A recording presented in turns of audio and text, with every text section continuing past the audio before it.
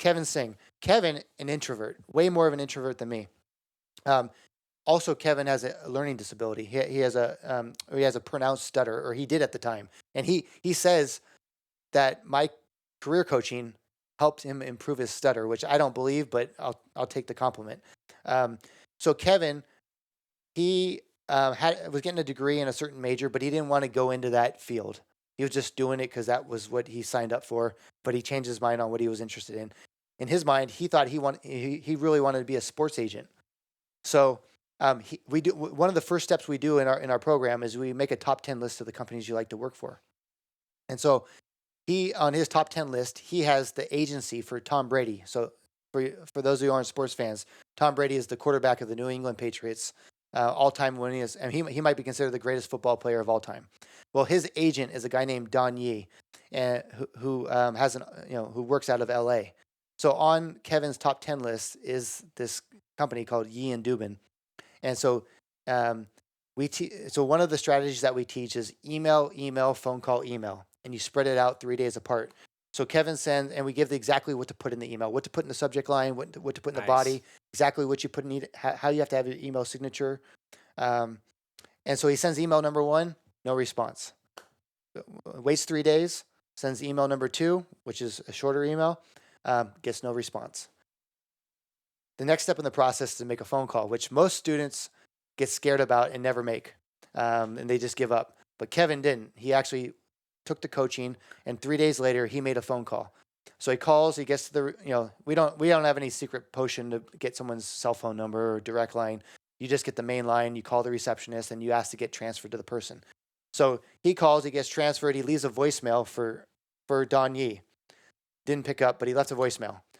The next day, he gets a call back from Don, not Don's assistant, from Don. And he says, Kevin, I received your 2 emails.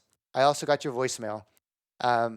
And I'd be happy to meet with you for an informational interview. As you may know, I work in LA, and I know you go to school in the Bay Area. So if you want to do this over phone or video chat, that'd be fine. But if you can make it to LA, I'd be happy to host you here. Wow. And Kevin is some of immigrants. His parents immigrated to this country from Vietnam, and worked at a donut shop 7 days a week. His parents worked. They weren't the owners of the donut shop. They were just employees of a donut shop.